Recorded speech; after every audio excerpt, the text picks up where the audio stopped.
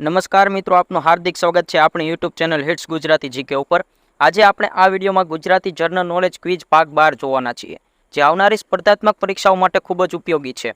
તો વિડીયો શરૂ કરતા પહેલા એક નમ્ર વિનંતી છે કે વિડીયોને લાઇક કરી દો અને ચેનલ ઉપર જો નવા આવ્યા હોય તો ચેનલને સબસ્ક્રાઇબ કરી લો। ચાલો વિડીયો શરૂ કરીએ। પ્રશ્ન 1, ગરબો શબ્દ કયા શબ્દ પરથી બન્યો છે? જવાબ ગર્ભદીપ। પ્રશ્ન 2, ગુજરાતની ત્રણેય શક્તિપીઠો પર ગરબા લખનાર કોણ? જવાબ વલ્લભ મેવાડો।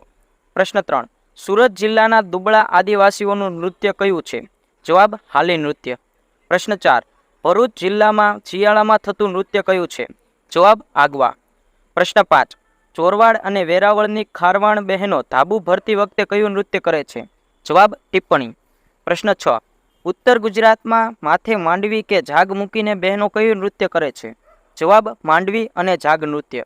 પ્રશ્ન 7, મહેસાણાના ઠાકોરો દ્વારા હાથમાં રૂમાલ રાખી કરાતું નૃત્ય કયું છે? જવાબ રૂમાલ નૃત્ય। પ્રશ્ન 8, રાંદલ માતાની સ્તુતિ માટે કરાતું નૃત્ય કયું?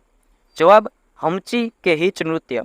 પ્રશ્ન 7, જાફરાબાદના સીધી આદિવાસીઓનું નૃત્ય કયું છે? જવાબ સીધી ધમાલ। પ્રશ્ન 10, સીધી આદિવાસીઓના લોકનૃત્યમાં હાથમાં શું રાખીને ખખડાવવામાં આવે છે? જવાબ મસીરા। પ્રશ્ન 11, બનાસકાંઠાના ઠાકોરોનું લોકનૃત્ય કયું છે? જવાબ મેરાયો।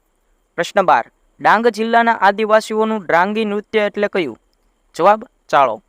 પ્રશ્ન 13, અસાઈ ઠાકરે લખેલા ભવાઈ વેશોમાં સૌથી જૂનામાં જૂનો વેશ કયો છે? જવાબ રામદેવનો વેશ।